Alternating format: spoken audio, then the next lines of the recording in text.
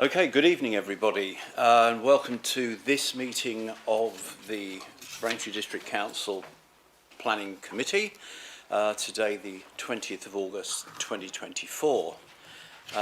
This evening we'll start as usual with apologies for absence.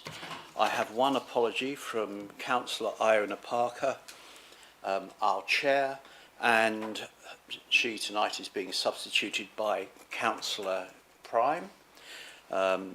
So I thank him for attending, and I'm, as Councillor Parker isn't here, Councillor David Holland, am sitting in the chair in her stead.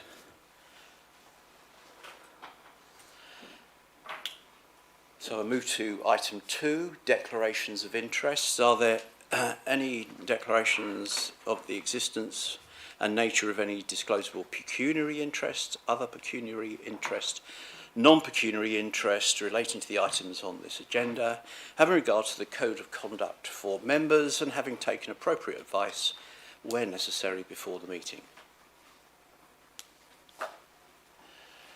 Councillor Abbott. Thank you, Mr. Chairman. A bit of an involved one, this. I'm a member of Rivenhall Parish Council, which has commented on the item 5A, but I took no part in those decisions. I also know the speaker, who's a resident of Rivenhall and related to Councillor Bob Wright, so you'd expect I'd know the lady because he's my fellow ward councillor. I have taken officer advice about this application. Whilst I opposed the outline application, both of this committee and going forward to the public inquiry, which never took place, I've not made any public comment about this REM application, and having taken officer advice, I wish to state that I'm viewing the item tonight with a fresh approach and therefore will stay, speak and vote.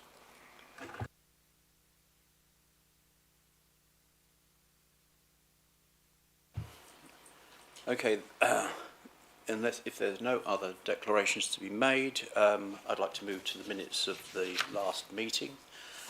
Councillors and members, you have a sight of these minutes from the Planning Committee meeting of the 13th of August 2024. Could I ask, if you deem them a true and correct record of that meeting, could you raise your hand, please? Thank you, that is unanimous.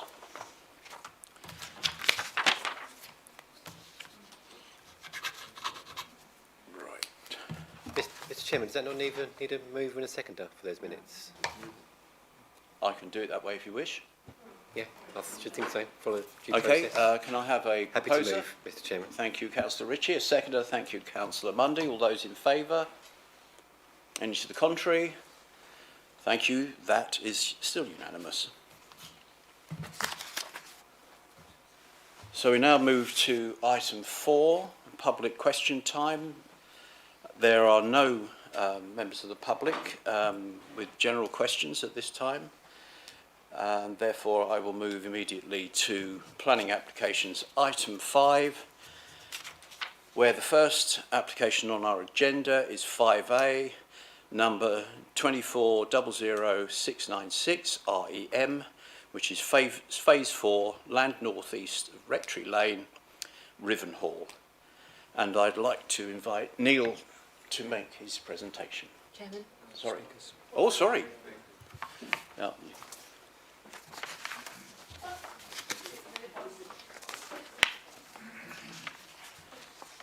Right.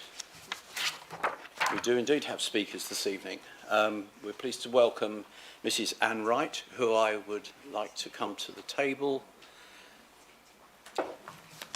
If you press the button on the device in front of you, you have, as I know you've been informed, 3 minutes, and a bell will go off at the end of those 3 minutes. Thank you. Thank you, Please Chair proceed. and members. I object to the planning application on the grounds of safety and lack of sound judgment by Highways for not anticipating the potential for a dangerous and serious outcome if the proposed bus gate is allowed to go ahead, It's very difficult to understand the logic of placing a bus lane between two youth football pitches, claiming this is good practice and a safe environment for the youngsters who will be playing football and members of the public watching the games. The junior pitch will have to be accessed across this bus lane when leaving the clubhouse, and I cannot see how this is considered to be a safe option. Teenagers are unpredictable and you cannot anticipate they will act in a certain manner, especially when going to or after playing football. The addition of high fencing will not totally alleviate the problem. If the usual bus service is to continue on this route, then it will pass approximately 12 times during one football match. I consider that the bus gate is not required at all. The site is being served by Evans Way through the two phases of this estate. It is currently not the bus route, but Evans Way is wide enough for the use of buses. To bring this bus lane out onto this extremely dangerous part of Rickstones Road is foolhardy at the very least. The bus gate will increase the incidence of accidents on this at times very busy road due to the slow movements of large commercial and industrial vehicles during access and egress. A straight stretch of road leads up to the double bend, and speeding drivers do not always appreciate the hazard ahead, often having to brake hard to avoid a collision. It's been suggested that pedestrians will be able to use the bus gate to get to the development. If they have to cross Rickstones Road to do this, as per Bellway's suggested layout, it'd be extremely dangerous. It's already a dangerous stretch of road in which children walking to the local 5 schools have to negotiate sometimes no paths and in other places narrow paths. In addition to the problem with large vehicles, residents are well aware that the majority of road users along Rickstones Road far exceed the 30-mile-an-hour limit, especially on the dangerous double bend. The alternative option put forward by the developers to have a turn-in circle at the pavilion is the more sensible option, as the bus would not dissect the football pitches, it would turn around and continue along its long-established route, not bypassing the older residents' bungalows on Forest Road. These residents rely heavily on this service. In conclusion, I'd like to state that I am not against having a properly laid out and safe turning circle within the confines of the pavilion car park, but I am strongly against any access or egress onto Rickstones Road via a bus gate and passing through the centre of 2 youth football pitches for safety reasons mentioned above. If the bus gate is not built, no buses will be going through the football pitches and no slow-moving buses exiting onto a busy road. Can I get one sentence? Thank you. With a blind and dangerous double bend. It's very hard to understand what the bus gate adds to this development. I have no objection to the development. The layout of these houses and the amount of open space is a testament to the developers. Don't spoil it by putting in a bus gate. Thank you. Thank you. We now invite Mr. Oliver Spencer, the agent, to the table to make his statement. Mr. Spencer, you have to have 3 minutes. Thank you. Please Good proceed. evening, councillors. I'm Olivier Spencer from Andrew Martin Planning, and I represent the applicant Bellway Homes. As you may recall, outline permission was granted at the beginning of last year for this site. That approval established the principle of development and secured approximately £6 million in financial contributions for transport, education, health and community improvements in the local area. Following this, a design code was approved by this committee in October. Extensive discussions have taken place with officers from the District Council and the County Council, and there's been direct engagement with the Parish Council, the Town Council, the Members Forum and other local members. This culminated in the submission of reserve matters applications in March this year. The detailed proposals currently before you include 225 new homes, 69 of which will be affordable homes, a sustainable drainage system and a variety of public open space including sports pitches and a pavilion, a linear park with equipped play area for older children and young people, woodland and an extension to the allotments to the south. Over 45% of the site will comprise green space. Vehicular access for private cars will be via Forest Road and Evans Way, leading into a tree-lined avenue on site. Access to the north from Rickstones Road will be for buses, taxis, motorcycles, pedestrians and cyclists only. Other new pedestrian and cycle connections to Rectory Lane are also included. These arrangements are consistent with the parameter plans approved at the outline stage. The housing mix includes 1 and 2 bedroom apartments, 2, 3 and 4 bedroom houses, and 2 and 3 bedroom bungalows. Every new home will comply with the nationally described space standards and will benefit from an EV charger, solar PV and high-speed fibre broadband. The design of the new homes is consistent with the approved design code and creates 5 distinct character areas, which are sympathetic to the character and appearance of the local area, establish a strong sense of place, utilise quality materials and design treatments, and raise the bar in design terms compared to previous developments. The proposals also include the planting of over 275 new trees and over 400 metres of new hedgerow, ensuring that any losses are replaced on at least a 2-for-1 basis. Finally, the Council's officers have seen fit to recommend the scheme for approval, so with this in mind I respectfully request that members follow this advice and grant consent. Thank you.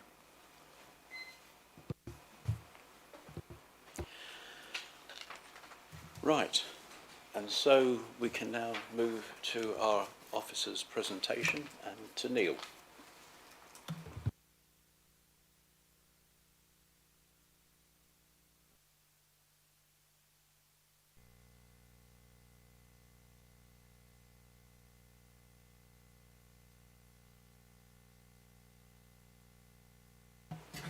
Thank you, Chair. Good evening, members.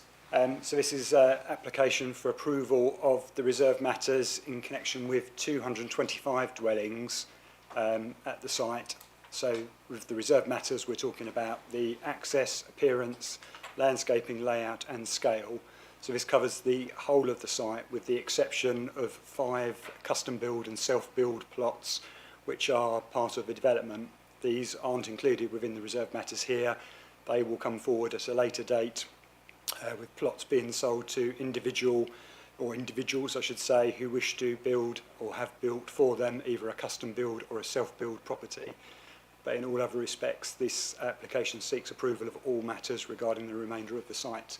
So this is the site which is referred to as Phase 4. So this is land northeast of Rectory Lane, which is in the parish of Rivenhall. So in terms of the application site, there's the red line plan here. So the development down here, so this is broadly speaking phase 1 of the development at North East Witham. This is phase 2 over here, and then the phase 4 includes an element of the woodland here, and then the bulk of the site is running up here. The cutout area here, this little section, is where the custom build and self-build plots would be located. And then running up against the site is Rectory Lane, running up this side, so from Forest Road here, running up the side to Rickstones Road. And then this element here is where the bus gate is proposed to go through, which we'll come back to later. So that's the red line plan, and then perhaps slightly clearer from the application pack, you can see how the development sits alongside phase 1 and 2 and in the surroundings. And just for completeness, phase 3 is this development here, which was also by Bellway Homes. So that's the Bluebells development, so that's land which was south of Rickstones Road. So that's a development which has also been built out. So phases 1, 2 and 3 are completely built out and occupied, and the application we're looking at is principally for the housing and the open space with it for phase 4. So I won't go through all of the plans that were approved as part of the outline permission, but suffice to say there was a set of parameter plans which were approved, which covered things like land use, access and movement, and green infrastructure. So the reserve matters have been designed in accordance with the parameter plans that were agreed as part of the outline permission, and also in accordance with the design code. So members will recall that 2 design codes were drawn up for the site. There was a general design code which covered the majority of the site, and there was a separate design code for the custom and self-build units. So this reserve matters application is in accordance with the design code for the whole site. So this is the site layout. So you can see the vehicular access, all vehicle access, with the exception of the bus gate, is coming in through here from phase 2 of the development below. So it carries on up here. The access will come through a clearing which will be made through an existing plantation woodland. So you'll have a block of housing or a parcel of housing here coming up to the edge of the golf course. Got SUDS features formed along the bottom here, forming something of a break between the new housing development and the existing housing development on phase 2. We've got open space here, so we've got a neighbourhood equipped play area here. We've got a network of paths running through the open space around this side. Got a further SUDS basin down in this corner of the site here, which is the low-lying part of the site. And we've got the linear park referred to, which runs up the side of Rectory Lane here. Spine road running through the centre of the site with lower order streets coming off, going down to private drives at the end. So you've got a clear street hierarchy as you move through. And then moving up through the development, we've got housing facing out over the sports pitches here. There's space for 2 grass football pitches which would be provided. So the markings here are to give an indication of the types of pitches which could be accommodated, but the obligation on the developer is to set the pitches out to the appropriate standard. There's a pavilion building and car park to serve the new sports pitches, which is accessed here. And then this is the bus gate, as referred to, running through here to Rickstones Road. So the intention here is this roadway would be adopted highway, so it would be county adopted highway, but there would be a traffic regulation order which would restrict the use of that stretch of road down to here. So that would only be available to buses, motorcycles and taxis, so they wouldn't be open to general vehicular traffic. So all other vehicle traffic would be coming in from Evans Way at the southern side of the site there. So the majority of the site is 2-storey, as you can see, so that's the sort of mid-blue colour here. There are a small number of 2.5-storey dwellings just along the main street here, denoted by the darker blue colours, and then there's a small number of bungalows which are shown in the lighter blue colour. There are a total of 69 affordable homes being provided, which is in accordance with the Section 106 agreement. So you can see they're distributed across the site in a number of separate parcels. The policy compliant mix of predominantly affordable rent, which is the orangey colour, and the blue is intermediate housing, which would be sort of shared ownership. And then these slides are just intended to give you a flavour of some of the house types. So there's an extensive house type pack within the application. So because there are, as you heard, 5 different character areas, and there are a number of different house types or elevational treatments of house types within each character area, if I was to try and show every house that we've got for approval, it would be quite a long presentation. Members will have had a chance to view those in their own time at home. So the purpose of the presentation is just to give a flavour of some of the different house types and different characters that we've got. So this is just a couple of house types from the internal spaces area. So this is a 2-bed Baker house type. So this can either be provided in a semi or terraced fashion. And this is the house type known as the Quilter, which is a 3-bed unit. And then this is just showing an illustrative street scene, so a section of a street scene showing how the houses would sit together to give you a feel for that character area. So the internal spaces are these sort of creamy coloured spaces here, sort of in the heart of the development parcels. And we've got the country edge here, so the smaller dwellings start off with a bungalow. So this particular one is one of the affordable bungalows, which is designed for a wheelchair user. This is a 2-bed property, so you can see here some different materials starting to come through. So within this character area, we've got some properties with render. So just a couple of things to point out. So in terms of the quality, which we've spoken about before, you can see here the applicant's proposing a plinth to the property, which adds to the quality. and where sometimes we get a render which is just shown on a front elevation, perhaps wrapped around the side, which can look a bit awkward. The quality is coming through here because that detail was taken through in terms of the materials along the side elevation and the rear. So that's one of the positive aspects, one of many I should say, in terms of the design quality that we have here. This is one of the 3-bed units, so this is known as the Carver. So this is showing a different type of material. So this is a black weatherboarding, which is another feature of the character area. You can see again the boarding wrapped around the sides, terminating on the back elevation. And then here's a street scene from the Countryside Edge. So you can see a range of brick and some render houses as well. So the Countryside Edge is these browny or darker brown colours just along the edge here, and sort of looking out towards the golf course, and at the bottom of the site here, so distributed around. So the next character area we're just going to have a quick look at is a couple of house types from the Avenue. So this is the main spine road which runs through the centre of the site. So this is the Thespian unit, which is a 3-bed unit again, but you could just to point out some of the detailing. So we've got different porch type again here, this open sort of gable at the front. We've got stone sills, brick arches around the heads. We've got the coining down the sides, got this gablet feature in the front here. So quite a lot of visual interest within the unit. This is carried on the side elevations where we've got this bay window on the side. So the unit is well elevated to the side as well. And then this is a larger unit. So this is one of the 2.5-storey units which I showed you on the Avenue.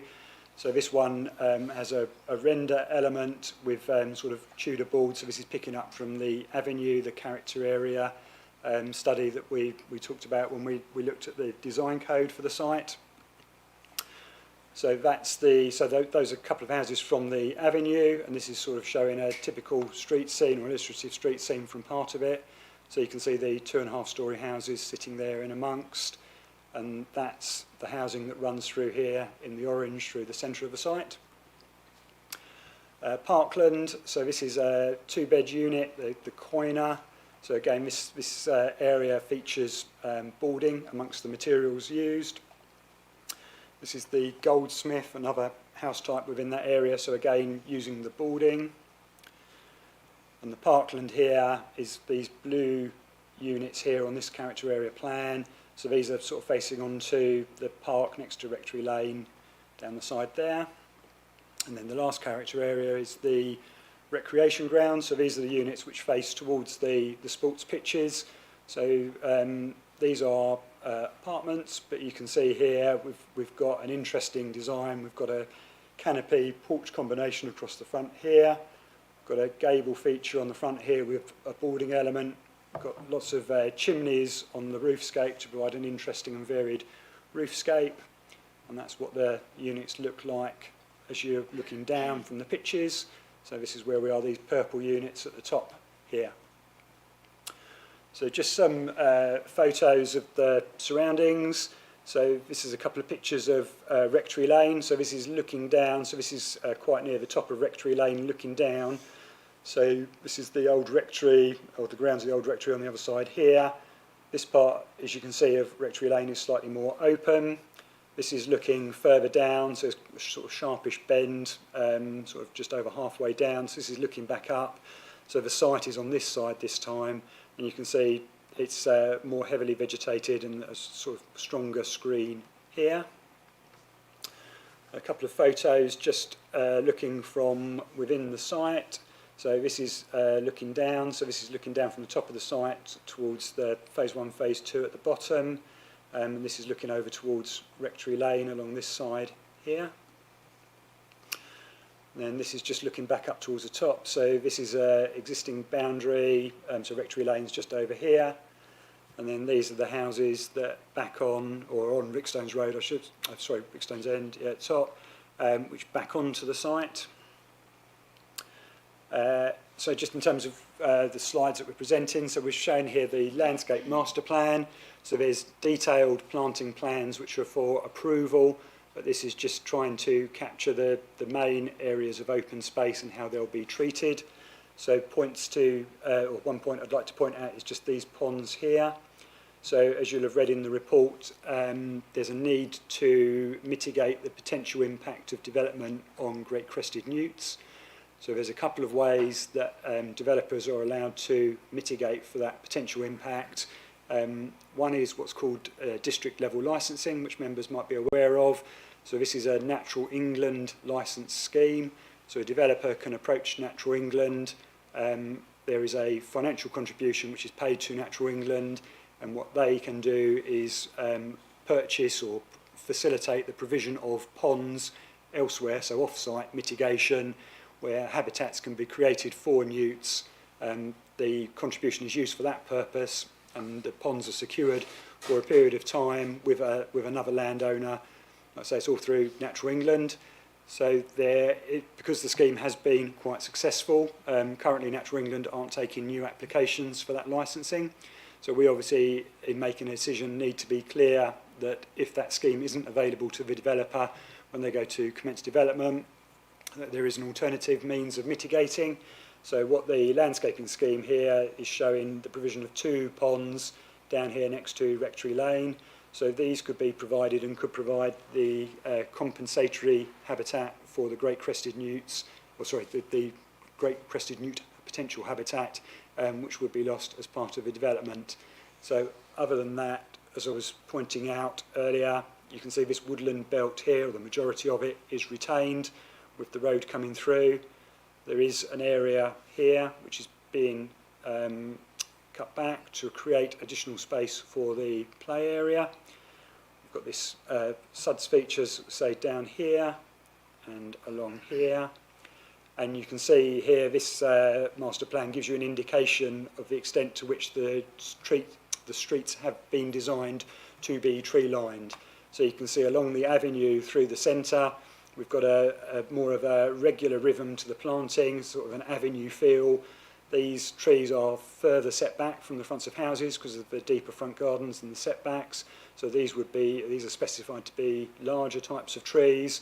And then on the lower order streets, you can see trees are being woven into the street. This has taken quite a bit of work to try and find solutions which satisfy highways and which we think will allow the trees to thrive in the long term under the care of a management company, but without impacting on residents or causing future management issues. And I think the coverage across the site shows that all of the streets have been designed to be tree lined. So that's another successful element in officers' view of the scheme. At the top of the site, this is just a zoomed in version of the sports pitches. So you can see here the 2 pitches, the car park which will be set out in the pavilion. This is the pavilion building which is shown. The 106 obligation is that these facilities are provided by the developer and they'll be transferred for a nominal fee to the district council, and then it will be for the district council to decide at the time that they're transferred how they will be managed. That will be a subject for discussion at the time, but the current thinking from our operations colleagues is that it could potentially be passed to a local club to take responsibility for the management. But like I say, that's a matter for future discussion. The important point is this is what's being proposed as part of the reserved matters. So coming to the bus gate, which we've heard about at question time, and you will have seen, we've had a number of representations on. This is the route coming through. You'll notice here there's a raised table that's been put in at this crossing point. So this is something that both the officers, council officers and external consultees noticed, and something which has been discussed with Highways and the applicant. So this table has been added to provide a clearer, more legible crossing point with the path on one side. The raised table will reduce speeds for any traffic coming through. And then as you come up the sides here, you can see we've got planting along the sides, and there'll be a raised bank to help provide, to try and contain balls and to stop people from running out. So rather than having a open arrangement where it will be less obvious that you need to approach with care or to have balls rolling off without any break, the landscaping scheme is designed to try and deal with that. and then as you come through here, there will be an access off into the barn. So this is existing commercial use up the top here before coming out to Rickstones Road at the top there. So this is just a couple of photos to show. So you can see this is the existing access into the commercial property. So this is looking up, so just standing just back of the carriageway, looking up in one direction. And then this is looking back in the other direction. So you can see here there's currently quite restricted visibility looking back. So the tree report does show, which is the next slide, oh, no, sorry, the one after that, so I'll come back to that in a moment. But this, to improve the visibility at this junction, and bearing in mind this is an existing junction which is used by a commercial premises already with this restricted visibility, there will be a need to remove a length of the trees, hedges here to improve that visibility, but the Highway Authority are satisfied with that removal, that adequate visibility can be provided in both directions. So this is a more detailed drawing showing the arrangement of the carriageway here, and the visibility displays showing in both directions down the road. You can see, or as you can see here, as was mentioned by Mrs. Wright at question time, we are on a bend in the road here, but like I say, the Highway Authority, who are obviously assessing this and providing us with advice, are satisfied with the visibility display that's been provided. The junction has been subject to a Stage 1 road safety audit, which didn't identify any fundamental issues with the approach. So on that basis, with the advice that we've had from the Highway Authority, and I have to say, having discussed the matter with the Highway Officer on a number of occasions, pointing out the many issues that have been raised by local residents and the concerns that have been expressed, the Highway Authority are content with that arrangement and consider it to be safe for operation. So this is the tree removal plan, sorry, that I was trying to find earlier unsuccessfully. So you can see here, this indicates the extent of the hedge trees which will be necessary to be removed to achieve the visibility back down the road, the 43 metres that's required. So across the site there are other areas of woodland that are shown to be removed. So you can see, obviously, as I said, the access road through, the play area. There are some areas around the edge where there's some reduction to come back, but retaining sort of a lot of the existing vegetation along the hedgerow, which frames the site and contains it visually. And as you heard at question time and will have seen referred to in the papers, there are in excess of 270 new trees being planted across the site. Tree loss was one of the matters that the inspector considered with the outline application. They were satisfied, broadly speaking, and sort of surmising what they said, that it was accepted there was tree loss across the site, but the trees that were being lost were generally of a poorer quality and that they could be suitably mitigated, in the inspector's opinion, through a detailed reserve matters application with landscaping, which is what we have before us now in officer's belief. Moving on in terms of the issues I just wanted to touch on in terms of the presentation, we have a slightly unusual situation in terms of one of the particular house types. So as you'll have seen earlier, there's a number of different house types across the development. There's one that's caused us to have a slight disagreement with the developer over how we should assess things. It's sort of a slightly unusual situation, which is why we thought it would be sensible to ask members for their view on it rather than officers take a firm position. But I think it's important to note that this is something that's coming up increasingly, so this isn't something or a type of arrangement which only Bellway are suggesting within the district. There are a number of other developers who are looking at similar types of house types. Broadly speaking, there is a requirement on the outline permission for a number of 1- and 2-bed properties to be provided within the development to provide that mix of housing, which I think members and officers think is really important. So we've got no issue here in terms of the units that are being, or the number of units that are being provided. However, within the 2-bed units that are being provided, the developer would like to provide 8 of these rider house types. So these, as you can see on the floor plan, are a 2-bed unit, but they do have a study on the first floor. So the nationally described space standard says that if we were looking at that as being a bedroom, it would need to be getting on for twice the size, so significantly bigger than it is. So it's certainly not designed, or the developer isn't designing that or asking for it to be considered as a bedroom. Quite the opposite, they're saying it is a study. I think the issue that officers have is it is an additional room on the first floor, and whilst it's not designed to be a bedroom, the temptation could be, for some future residents, not all, but some, to use it as a bedroom. And because it is undersized as a bedroom, we would have a concern about the appropriateness of the accommodation that would provide. So there's also an issue around the size of gardens. So as members will also be aware, if you've got a 2-bedroom property, Essex Design Guide standards is a minimum garden size of 50 square metres, which all of these properties have. Some of them don't, however, have a 100 square metre garden, which is what we would require if we were assessing it as a 3-bed property. So in the report, we've suggested there are some options open to members, depending on how they view this arrangement and the study. So members could take the view that the internal configuration is acceptable, that we can have a condition which requires that Bellway market it as a study, so a 2-bedroom property, so we can cover it that way.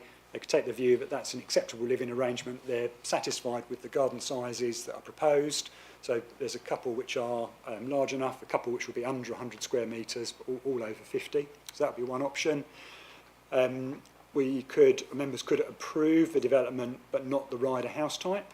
And there could be a planning condition that a revised floor plan for a rider or a 2-bed property could be provided, perhaps with a smaller study, which would reduce the risk of the study being used as a bedroom.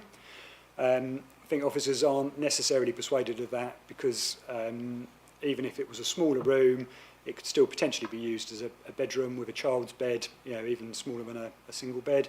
So but that's another option members have available to them. Or again, members could approve the application but not approve the rider and require a different 2-bed house type to be shown on those 8 units across the piece. So we're looking to approve 225 units, and this issue arises on just 8 of those. So there are a few corrections and points just to note out, a bit of housekeeping if you like.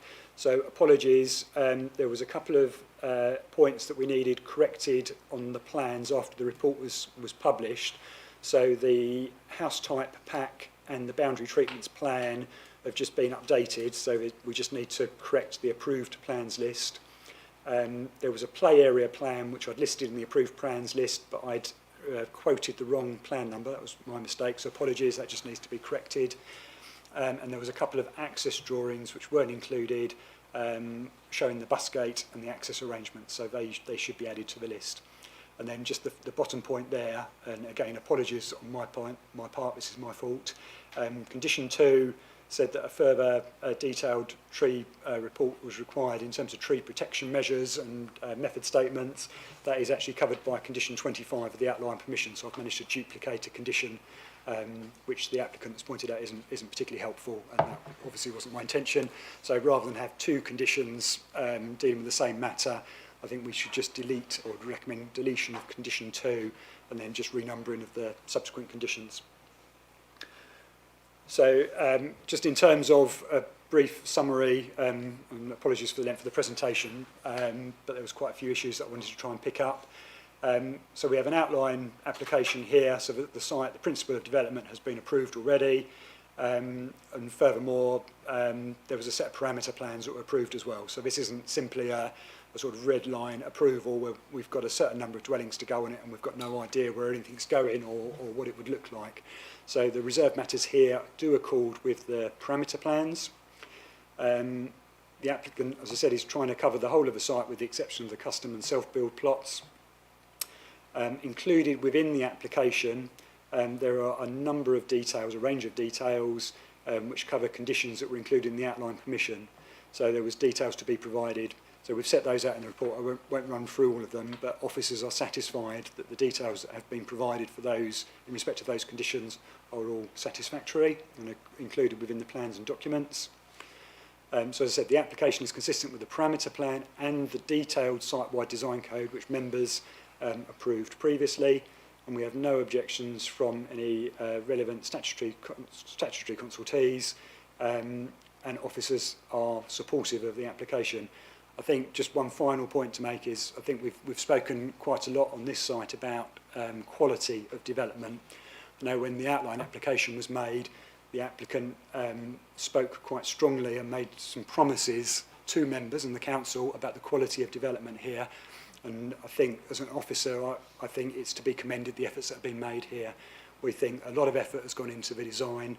The design team's worked really closely, particularly with our urban designer, to come up with solutions so we can have those tree-lined streets, have clear street hierarchies, have really interesting street scenes, and something which relates to Whittam as well, which is, although this is within Rivenhall, this is on the edge of Whittam. So we think the scheme really has delivered on what was promised at the outline, for which I think officers would commend the developer for rising to that. And on that basis, officers are happy to recommend approval, subject to the conditions, and obviously subject to listening to what members have to say about the rider house type and how they feel that might be best treated. Thank you, Chair. Thank you very much, Neil. Before we debate this, members, can I just take a moment to remind you that our chair, Councillor Iona Parker, has said before now that it is her desire that we fully debate any application before us before moving or proposing anything. I think that's quite important with respect to this particular application, simply because anybody, for example, wishing to move officer recommendation would probably in this instance need to also indicate a preference around which option for the rider house, and also as part of that they would have to point to the alterations to the list of documents which Neil has described. So thank you very much, and I open the debate. Councillor Abbott. Thank you, Mr. Chairman. As I said when I made my declarations of interest, I come to this with a fresh view, and that is that the principle of development is settled. It's been many years of debate in the village and indeed in Whittam about this site and the other nearby sites, but that's not an issue before us tonight, and I accept that. So it's now a matter of detail. I think overall, as per the officer report, a lot's been done to make the development better than it started out with. But I was very interested in the word from the speaker from the developers where he said about improvements. Now, the single biggest improvement that we could make to this scheme tonight is the bus gate issue.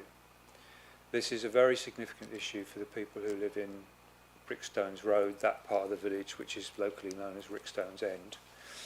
And I don't believe the officer referred to it, but at paragraph 11.4.15 of the report, it says that there is a separate application in, I won't read out the number, it's there, where instead of the bus gate there would be a bus turning area, and instead of the road running through the sports park there'd be a pedestrian cycle path. Now, I don't know exactly what mechanism we could use tonight to move forward on that whilst retaining the principle that this site is going ahead, but I would invite members to consider that. And it would have a number of advantages. Firstly, it would not open up a new access through Rickstones Road. Although that access is there now and clearly was shown on the photographs, it's not heavily used, it's just used for the commercial vehicles, local workers who go to the barns there where there are a number of small businesses. The bus gate would add, those uses would carry on, and on top of that you would have buses going through there, taxis and motorbikes. And the nature of Rickstones Road is that even if you remove the trees, you still have the bend that bends round towards Rectory Lane. And there's nothing you can do about that because there is a substantial house on the corner of Rectory Lane with a brick wall. That visibility issue remains. Now, I know Highways are saying that they don't see there's a safety issue there. I think we are entitled to say as local residents we believe there is. But the advantage of moving forward on the buses still using the site but coming in from the other end and then having the turning circle, is that those safety issues are largely allayed because you don't have any change on the current arrangement. You keep the trees along which would otherwise go for the visibility display, which keeps the integrity of that part of Rickstone's End.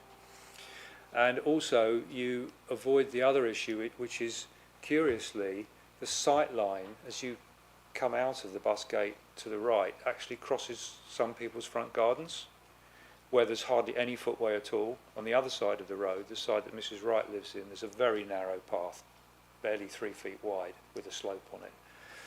I mean, all in all, the local community don't believe that this is a suitable place for this. And the other issue is, I can't, unless members can think of one, I can't think of an example where a road runs through the middle of sports pitches. Now, I know officers are saying you'd have bunds and planting and all the rest of it, but surely that is a very unusual arrangement. And the buses would be going through every half hour. You'd also have taxis and motorbikes. I wonder why county allowed the motorbikes to go through, because they are noisy. They can be very noisy, and obviously some bikers will go fast. So I won't say any more than that. And as you said, Mr. Chairman, you don't want any recommendations at this stage. But I would ask members that if they're seeking an improvement, my heartfelt plea is that this committee looks at that alternative. It doesn't mean the development won't go ahead, it still will. And I don't know the exact mechanism by which we'd achieve that, whether it's a deferral or what. But that would be the single biggest improvement for Rivenhall that could be made tonight. Thank you, Mr. Chairman. Thank you, Councillor Abbott. Before we go on, I'd like us to address that issue of how we can deal with that, because there is no alternative before us this evening. So as I understand it, and I'll be glad to be corrected if I've got this wrong, we would need to refuse, this committee would need to refuse this application and subsequently look at the alternative, which is the subject of a separate application. So is that the case, Neil? Do you want to come back? Please do. So Councillor Abbott's quite right. So it's hopefully in the report we've tried to explain the situation, so I didn't cover it during the presentation. So there is a second application, which is the next number on, so 697. It is an identical application with the exception of the bus gate at the top through the pitches. So in place of that, the spine road would continue up. So just before the car park, there would be a loop, so that if a bus service were to come in, the bus could turn around and come back out. So that's an alternative scheme. So they were submitted at the same time. As I said, the only difference is that. So that isn't before members on the basis that this as officers is the scheme that we prefer. If I can just perhaps make a couple of points about the bus gate and the bus service and the potential benefits. So there's a sizable sum secured in terms of sustainable transport through the Section 106, some of which can be used towards public transport improvements. So I'm not going to try and tell you what the bus service would look like, but there's some money which can be used to provide a bus service which could serve the area. The advice from County Council and the public transport team at County is the bus gate or the bus route through the site is important to the planning of bus services and provision, because it provides a greater variety of destinations and it makes it more attractive to bus operators to have that route going through. So I know Mrs. Wright was concerned about bus services being rerouted or not serving some existing communities or whatever. So we're not in the realms of saying what the bus service would be. But what we're trying to do here, and the reason for the unusual situation, is that we're trying to have the provision of the sports pitches, which we think is a benefit, but we're also trying to have the additional benefit of having the bus route which runs through the site and connects up to Rickstones Road. The point Councillor Abbott, one of the other points Councillor Abbott made about motorbikes, it's, as I understand it, with the type of traffic regulation order, if you have a bus lane restriction, then that type of restriction means by default it's open to taxis and motorcycles as well. So I don't think it's possible to have a restriction which is buses only. I think it's the type of vehicles that come through the traffic regulation order. So just to clarify that, in terms of how we would approach things, I mean, like I said, the reason that we've brought this before members is this is our, as officers and the county's preferred option in terms of how we would see the site coming forward. If members' view was that the busgate and the benefits, which I've just tried to outline and which are in the committee report as well, weren't sufficient to warrant the access being formed onto Brickstone's End and going through the sports pitches, then yes, I think the route would be that would be something that you would say tonight. We're not intending, if this application were approved tonight, we're not intending to come back with the bus loop application at a later date. The bus loop application is there as effectively as an insurance policy for the developer. What the developer didn't want to do was present an application to you tonight with the bus gate, which is what officers wanted them to do. And then if members refused it because they had concern over the bus gate, they've then got to draw up a whole set of new plans, submit, publicise. It would push their programme back. And they don't want that. From a council's point of view, we don't want that. From a housing delivery point of view, so that's why the second application is being put in, and that's why we've brought this application before members tonight, rather than putting both on the table tonight. This is our clear recommendation for support, but obviously it's a member decision, if that's helpful. Very, thank you, Neil. Okay, I have Councillor Tom Diamond next.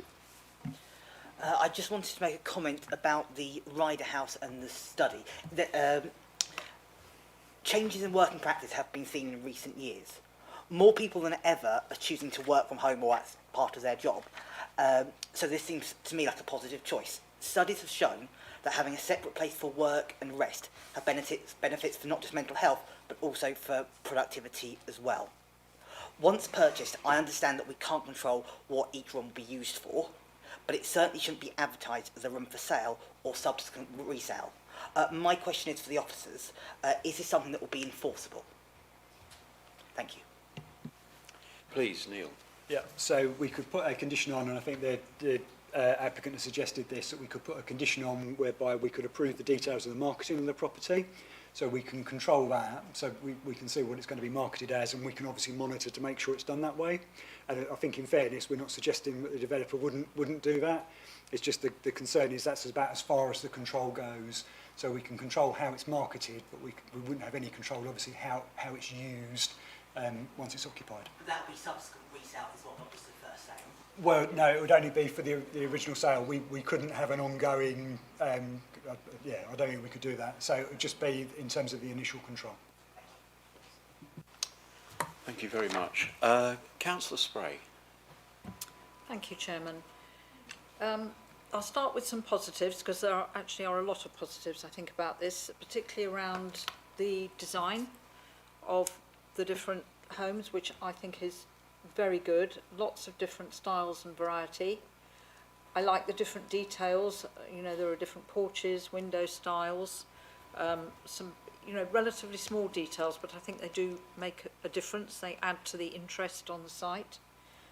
Open space provision is extremely good, and sports provision. And we have 69 affordable homes, which is very welcome. So along with Neil's comment, I also commend the developers, but also the officers for working together. I think a lot of discussion, a lot of thought has gone into this, and that's all to be commended. On the bus gate, I have a lot of sympathy for residents, and Mrs. Wright's statement this evening, I think, summed up their concerns very well, very clearly. I think the problem we have, if you can call it a problem for this committee, is that highways are satisfied with the proposal and with the safety. And yes, the only way forward to go with the alternative would be for us to refuse this evening, and then you have the other application as a fallback. And I think that's less than ideal. So it is a problem for the committee in that highways very clearly stated, it's in the agenda on pages 33 and 34, that they've looked at this and they don't have a problem with it. But I accept that it is an unusual arrangement to have buses running through a site and sort of pretty much close to through sports provision. Okay, I'll leave that for the moment. The rider homes, Neil, could you possibly put up the slide that had the 3 options on, just to help? Thank you. So, for me, option 2 is, I don't see the point, to be honest, because I think you just provide a smaller room. It might not take a single bed, but it would certainly take a child's cot, so it could easily become a 3rd bedroom. I don't particularly see the point in doing that. The 3rd option, okay, but, you know, in the great scheme of things, this is what, 8 homes out of 225. I am inclined personally to say that I would leave it as it is for this application. It is a small number of dwellings. We have absolutely no control over how it's used. I'm sure it would be marketed correctly, but whoever moves in there can do whatever they want with another room, child's room, study. So for me, I would go for option 1. What I do think would be helpful, given Neil's comment that this is something that is happening more and is likely to happen more, I think it would be helpful for the committee going forward to have a short document, a briefing paper brought to committee with officers' views on how we manage this sort of thing going forward. So I'd quite like to see that happen. But as far as this application tonight is concerned, I would personally just leave it alone. I don't think I've got any other comments, thank you, Chairman, except, yeah, the bus gate thing is a difficulty, but we have a very clear statement from Highways that they are satisfied with it. Thank you. Councillor Beavis. Thank you, Mr. Chairman, and I've also got a few bits and pieces just to sort of go through. I'm not entirely happy, or in some respects I'm also a little bit not really understanding the members' forum. So I'll go to that first. So we had a really quite helpful members' forum, and at that meeting we discussed the football pitches quite a lot actually, and about the road going through them, and balls flying from one to the other. And I can see that a bit more has been done in terms of preventing that. I can't quite see, Neil, and it may be in the report and I just didn't get that, but I don't think, are the football fields fenced or are they open? So they're not, it's not like an enclosed, it's not intended to be an enclosed court like an artificial training pitch where you've got a mesh fence or whatever all the way around. So there are fences are proposed. So sorry if that's okay to come back. So there was a document which you'll have seen within all of the various documents, a ball strike assessment. Yeah. So which was something which Sport England and the Football Association requested.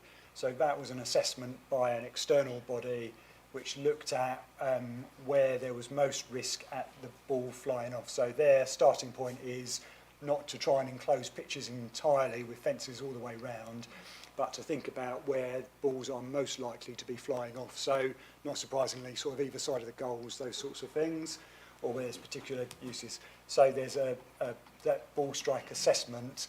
There were some recommendations within that which identified particular parts around the pitches where different heights of fences are proposed. So it's not to enclose them entirely, and I certainly I can't give you the impression that there'll be a solid fence all the way along by the bus gate, because that's not the case, but there certainly is some fencing around, but not enclosing, perhaps as you're thinking, Councillor Beavis. If that helps. Yeah, thank you, Neil, and thank you, Chairman. Yeah, I mean, it does help, and I remember last time we discussed the ball strike assessment, and I'd get that if we were looking at 2 football fields and some new houses around it. But where I'm struggling with this is we're just about to put a bus route through the centre of both of them, and we're not doing as much as I feel we could do to mitigate that. And I think, considering we've had the members' forum and we spoke about that, I'm disappointed in that. I'm also disappointed that we just haven't come back for a second members' forum, because we do that on other applications and this is quite complicated. And in all my years of sitting on planning committees, I've never come across an application quite like this, where we're about to stick a road through the middle of two football fields. So that would be my first thought. My second observation is I've also never, not that I'm aware of, sat in a planning committee, particularly after a members' forum, that's come back and said, let's think about this study situation. And I mean, of the options, I would be veering more towards option 3. But we don't normally put studies upstairs. I mean, normally when we're building properties, the studies go downstairs. So I think by having a study upstairs, it's almost like saying, well, stick a cot in there, you know, make it into a second sort of bedroom, because I think people will, and that there's no way we're going to be able to enforce that. I think we have to be completely honest about that. And also, Neil spoke about the garden space is not really adequate for the size of 3 beds, because essentially that's what it's going to be. So that garden space issue also niggles me. And then finally, just coming back to some of the points that Councillor Spray made, I would agree there is a lot to like about the application in terms of style, open spaces, that the blend and mixture of properties, including the affordable and the bungalows. But I just feel it just doesn't seem quite right for members to be told that we can have an option on what that configuration of the study might look like, but nothing similar for the fields and the bus route going through it, where there are actually indeed in front of us tonight possibilities of another option. So it just feels a bit bitty. And finally, Chairman, I'm also not quite understanding why we can't just defer it and why it needs to be refused. Because, you know, looking back previously, we would have just deferred the application because we haven't taken a decision on the rider homes, and actually there is a possibility of another application around this bus route as well. So for those two issues alone, and the fact that I do believe we could have come back for a second members' forum, I'm not feeling particularly comfortable, but I'll listen to members' comments. Thank you, Chairman. Councillor Ritchie. Thank you, Mr. Chairman. If I may, I'd just like to add a slight difference on the roadway going through. So I think we need to accept that it's not a complete through road, so it's not going to be open to your general traffic on a daily basis. So you're not going to have your cars that are emanating from the estate or coming onto the estate using that road at any time at all. The main use of football is usually around the weekends, and usually at the weekends you have a reduced bus timetable too, so I think we just need to maybe just think about that as part of the consideration as well. And I think the mitigation around having that crossing space and the fence to ensure that people crossing the road from the pavilion side, I think is well thought out. We just need to bear in mind that that highways have given their approval to this.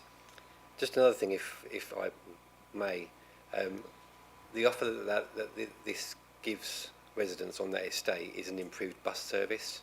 And there's been many times in this planning committee that we have lamented a planning application that has lacked a bus service that might allow connectivity for those that don't have vehicles to get into town, and bearing in mind and considering where this estate is, it would benefit those wanting to get into town or to have access to a regular bus service. And lastly, my personal comment is, if it's the volume of those buses, again, that is at the forefront of our mind, then spare a thought for Great Notley. We had a fantastic regular bus service when Great Notley was first built, subsidised through Section 106. And as that dropped off, we have a single bus service that comes through every 2 hours, if we're lucky. I'll leave that point there. Thank you, Mr. Chairman. Thank you, Councillor Ritchie. Councillor Hooks. Thank you, Mr. Chairman. Again, I don't want to repeat what other councillors have said, but the proposal in front of us is a good one. And my only question, I have a question about the bungalows that they're only for rent. Why aren't they any private ones for sale? If people want to downsize and be able to buy a property, why are they only for rent? And with the bus gate, I think if the loop was before me tonight, I would be happy to approve the application. But I'm struggling with the bus gate. It's not just the buses. It is going to be taxis. It's going to be motorcyclists. Once the motorcyclists realise that that's a rat run for them, they will be using it, and it's just a bad mix through football and open. And it's going to be an open space as well. So it's not just that they might just get used at the weekend. There will be children playing on them after school as well. No, just doing friendly matches, with each other. So I think it's an accident waiting to happen, personally. Thank you. Thank you, Councillor Hooks. Councillor Ritchie. Apologies, Mr. Chairman, I did forget one question that I did have for officers that I was supposed to mention at the end of that. Is there a speed restriction to that road that the local authority is thinking of adopting that just might add to us considering this application this evening? There would be a speed restriction, but I believe it will be 30, but I'm not 100% sure that's the case. I'm trying to rack my brains going back, Councillor Ritchie. I don't want to give you the wrong figure. Thank you, Neil. Councillor Abbott. Thank you, Mr. Chairman, for allowing me to come back. I wasn't going to, but I think it's really important that members have facts in front of them, and Councillor Ritchie raised a number of points which are a bit flying a kite, I'm afraid. Rivenhall currently has a bus service every half hour, and I totally take his point that other communities may have had better bus service in the past. In fact, it used to be 3 times an hour, but it does run every half hour. It's a pretty regular service. So I'm assuming that that is the service which would turn left coming up Rickstones Road into the housing estate, and then carry on through there. So I'm not at all clear what this improvement to the service is. Can officers tell us, is that bus going to run more frequently than twice an hour? Or is it just a vague improvement? And the second point is, with the turning circle, the residents would still have the bus service. It's just the buses would turn round at the pavilion and not come in off Rickstones Road. So I really think it's important members know that there is a current bus service, and these new residents would also have a bus service under the alternative arrangement.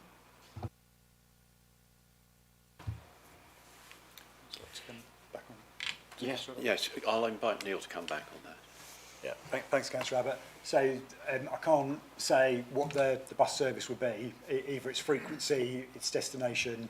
So we've asked the passenger transport team at Essex if they can provide some information, because I knew that was going to come up again this evening, because if I was a member, I'd be asking the same question. And I know Mrs. Wright was concerned about bus services being diverted and people losing an existing service.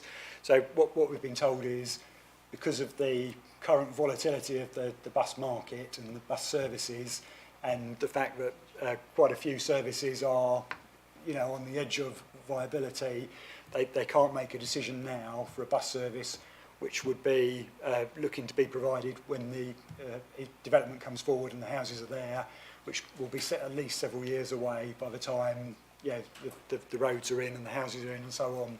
So for that reason, I can't say what the frequency definitely will be. It's certainly envisaged to be a regular service of at least a couple of buses an hour during the day, but with some weekend coverage as well, although perhaps a reduced frequency, as Councillor Ritchie suggested, but that's all just what's been suggested. I think the point about the residents' access to bus services, so the idea is that for residents to be able to have a bus stop within 400 metres of all properties, which is the sort of standard that we try to work to where it's possible, the bus needs to come in. You're quite right, if a bus service comes in and goes round the loop, they would have access to the bus service. The point that the county passenger transport team make and this is their specialism, not mine. They're saying that it will be easier to plan bus services, a frequent bus service with attractive destinations for the residents, if there's the ability to have a through service, whatever form that might take. So they're not guaranteeing it would be a through service, they're not guaranteeing where it would go or its frequency, but what they are saying is when they come to use Section 106 money to commission a service, which is what they would do at some point, several years down the road, the bus gate would give them greater ability to put something on which is going to be viable and sustainable in the long term and more attractive to a wider number of residents. So that's all I can say. I can't make any more promises than that, but that's the benefits that the Essex, the passenger transport team are giving to me to justify why they're asking for this bus lane, bus gate to be provided. So all I can do is pass it on, but not being a bus service commissioner or whatever, I have to take them at face value in terms of what they're saying, Councillor Abbott. But hopefully that helps a little bit around what the benefits are of the bus gate over the bus loop, which is where a service would come in and then go back out the way it came. Thank you, Neil. I have Councillor Spray next, please. Thank you, Chairman. Appreciate you letting me come back. Just on the rider homes and following on from a few things that Councillor Beavis said, I personally went for option 1 because I think it makes sense with this particular site, given 8 homes out of 225. But I did suggest that maybe we have something from officers going forward to give us a steer on what we do when, and I'm sure this will come up again. But the other thing is that buyers will be aware, surely, of what they're taking on with this site, what they're buying. So they will be aware of a smaller garden size. They will be aware of how many rooms they've got. And I would assume that other than sort of kitchen and bathroom, which will be laid out, that the bedrooms, whether it's 2 or 3 or whatever, will be, obviously unfurnished. So what people do with them, whether they have 2 bedrooms or 3, whether it's a study upstairs or downstairs, and I've seen both in many homes, is entirely up to them. We can't tell people what to do, nor should we. I would hate to have the day where a planning committee tells people how they're going to lay out their homes. So for me, I don't think that's something we should get hung up on at all. And I would prefer tonight that we let this one go through, but have something that we can address perhaps with more clarity in the future. Thank you. Thank you, Councillor Spray. Councillor Beavis, I have next. Thank you, Chairman, and likewise for letting me come back. So just a couple of bits I wanted to pick up on and to go back again to the bus lane. I would be really surprised and if it was 30 miles per hour. And I'm just thinking of all the schools kind of in my area and around where we're helping them to deliver a 20 is plenty around schools. And again, we're going to have young people playing sports, and 30 miles per hour is quite a speed, actually. So that bit, I'm not entirely comfortable with. I wanted to pick up on the point that Councillor Abbott made, and also our resident speaking this evening, because Councillor Abbott isn't just speaking for Councillor Abbott, and the resident isn't just speaking for the resident. What we're actually doing tonight by approving this as is actually changing an existing community and the way that they live. And I get really irritated when we're just trying to push something through because we want to get it through without really listening to what we're about to do in terms of shaping an existing community, a well-established community for the future. And then just finally, and like Gabrielle Spray, and actually the daughter of my late father, who was a developer of many decades, I just find that arrangement upstairs, whatever you call it, I just find it cramped. And you are inviting actually a 3rd bedroom up there with less space. And yes, people do know what they're taking on. And like Councillor Gabrielle Stay says, that far be it from us to tell people how to live their lives, but actually we do that at every planning committee we sit on. That's exactly what we do. So I found that comment a bit unusual, actually. Anyway, all of that said and done, Chairman, I just feel that I'm not getting enough this evening about next steps, because if we didn't agree this planning application this evening, and I would really like Neil to come back again, what are our options? Because this will come back to us again in another format. And I'm just not convinced that this evening there's enough information for us to determine the application in its entirety. Thank you, Chairman. Councillor Schweer. Thank you, Chair. It's been very interesting, not only the presentation, and I support Councillor Spray's remarks about the amount of work and effort that's gone between developers and officers to arrive at this planning application tonight. And also with regards to it's very important that all members of the planning committee listen to everything, and they do. And it's I thank the resident for coming forward expressing those concerns, and it's obviously important that we consider what is said, but also it's very important that we listen to experts who are given an opinion. Those experts being Essex County Council Highways, who have also come with a safety audit on that because of the issues raised previously by residents as well, no doubt the parish council and Braintree District Council officers are from planning as well. So it's right. And the opinion was that actually this is with an acceptable standard of highways. So I find that difficult to sort of see it as in any other way because of the set out and the expertise that's been given to this. I appreciate that not everyone's going to like it, but also the importance of the bus gate. It is restricted. It's a very short space. There's also going to be a commercial application to the farm there anyway. And I think what Neil Jones said was the importance of the connectivity. This is not just the bus service just turning in here, but this application is for 225 houses. But if you also look at the other planning applications prior to this, to the other sections of this, overall that housing down there is quite a significant number. So that bus service is really giving that ability to actually pick up and connect an awful lot of potential residents who wish to use public service. And I think that is something, as has been previously said tonight by a member, that actually what we have been often mentioning is public transport and its connectivity and the service and the ability to deliver that to residents. So I think this is part of that intrinsic process tonight. So I basically support that. And with regard to the Ryder House,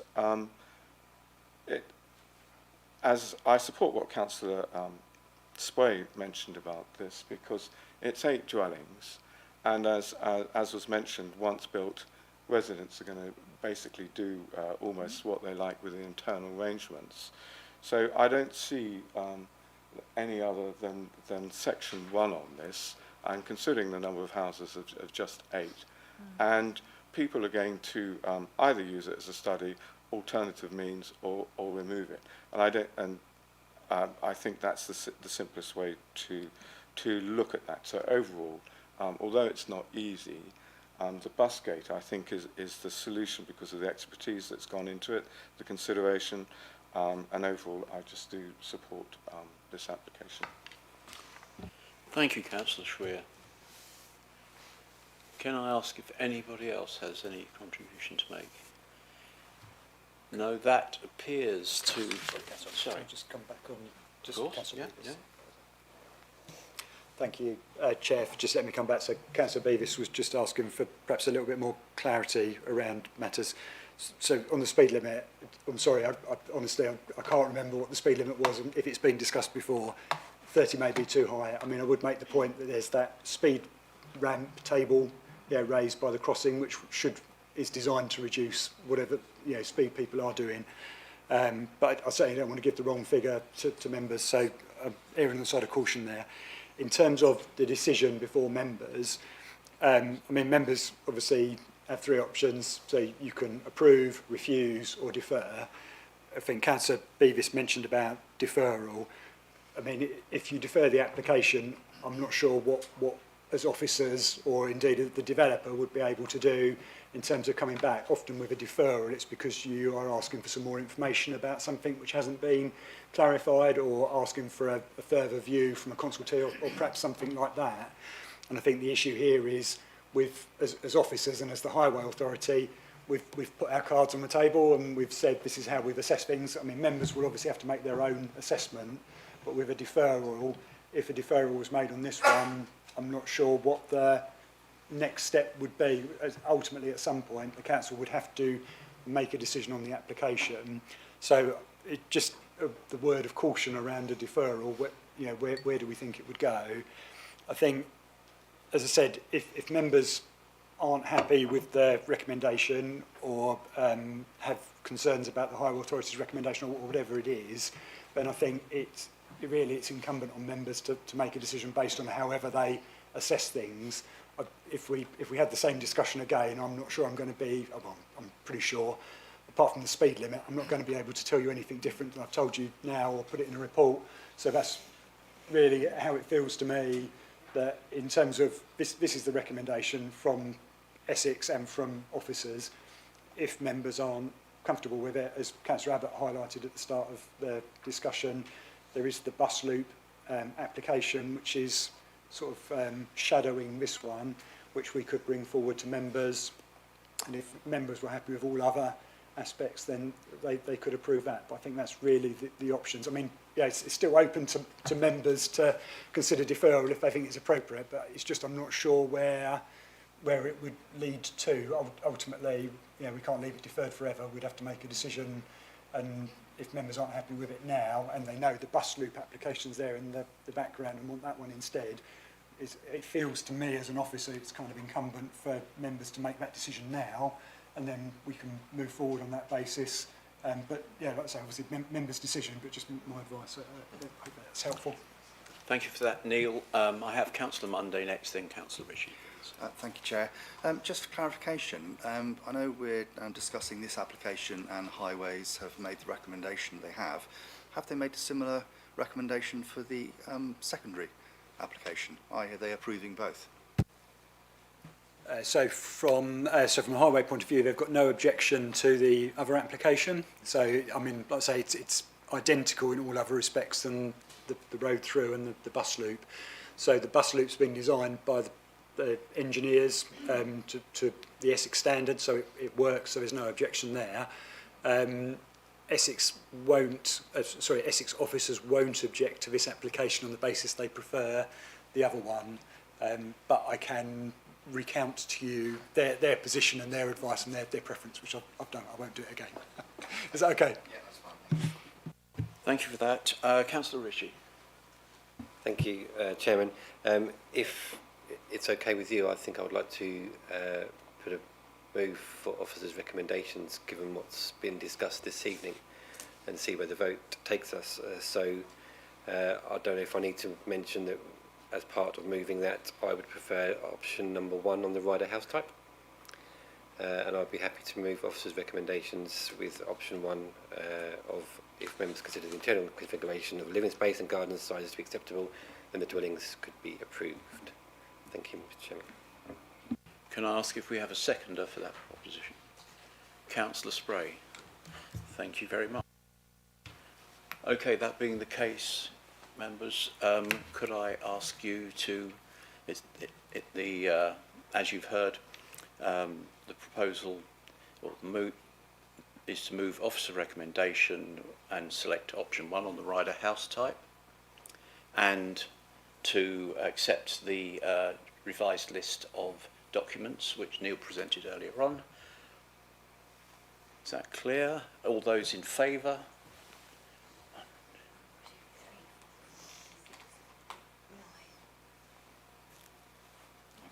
Those against? 3. Any abstentions? Thank you, members. That has been approved by a majority.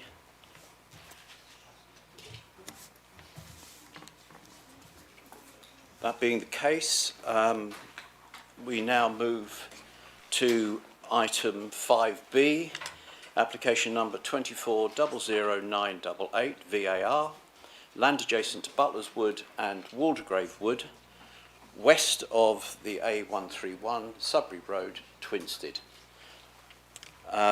We have no speakers on this item, and I'd be glad if we could keep the at-table conversation down. Can I ask Suzanne to provide us with her report?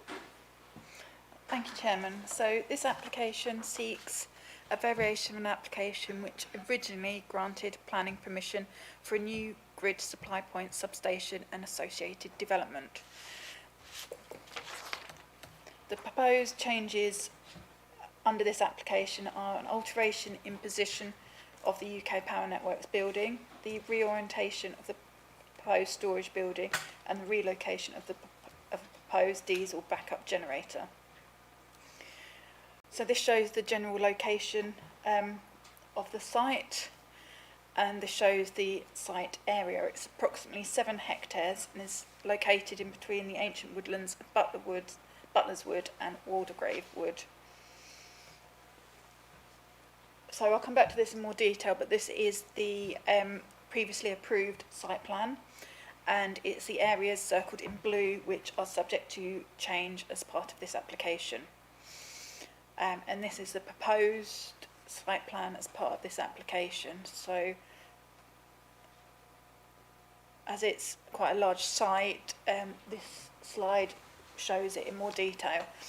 So currently, as approved, you have a UK Power Network building in this location here. It's proposed to be relocated here adjacent to another existing building on the site. The storage building is currently approved to the front of that building, and it's proposed to reorientate it to this location. In terms of the backup generator, it's currently approved in this location, and it's proposed to reorientate it closer to the access point in this location here. These are some photographs of the site. So this is taken from the northeast corner looking towards the southwest, and that's taken from the northeast corner towards the south. And that is the northern boundary and the western boundary. So the only changes in terms of this application are to the relocation of the building, the proposed substation. All other aspects remain the same, and that's the view looking towards the south of the site. So since the agenda was published, there has been some progress on one of the discharge of condition applications. So the discharge of condition has now been approved, so it's therefore necessary for condition 3 to be amended to ensure that the development is carried out in accordance with the approved scheme, whereas previously I set out in the report we required details of that scheme. So officers are recommending that amendment to condition number 3. So in terms of the summary and recommendation, the principle of the development is established by previous applications, and the development, as you can see from the photographs, is underway, so therefore that consent remains extant. The proposal would result in minor alterations to the layout when compared with the previously approved application, and it's considered that officers consider that it would not result in any additional visual harm. The scale of mitigation proposed would remain, and the development would be no more visually intrusive than previously approved.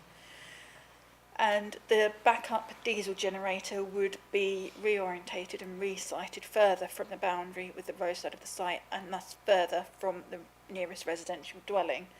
As part of one of the previous applications, there was a noise assessment done, which showed that the location of it, as previously approved, wouldn't result in any impact, and officers consider that as it's being moved further away from the neighbouring, that there is no need for any further information with regards to that point. So the application is recommended to be granted this evening, subject to the conditions set out in the report and the amendment of condition number 3 as set out on the previous slide. Thank you. Thank you, Suzanne. Members?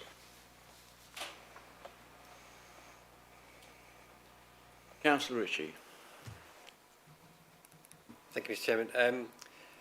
I think this is a fairly straightforward application this evening. I think one that I think we can all push forward with not too much resistance.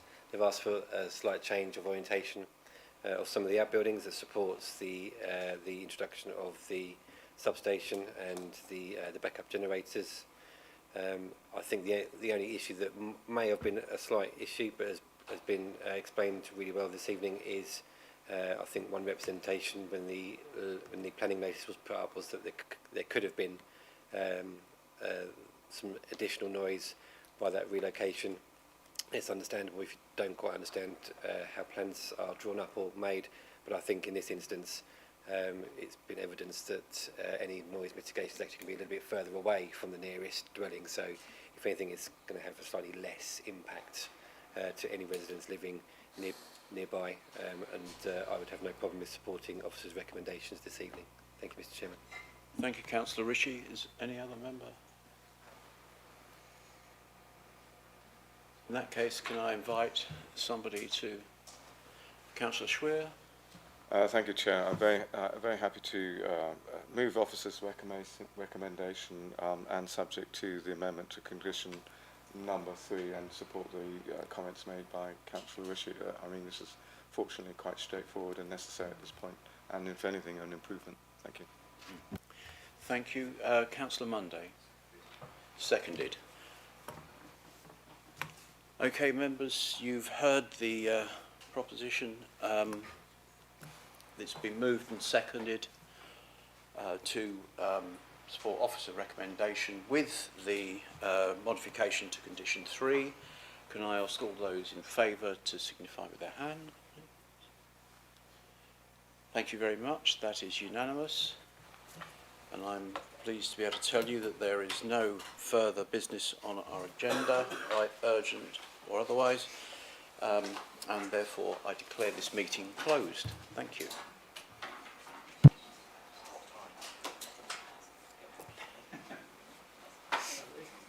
At 8:47.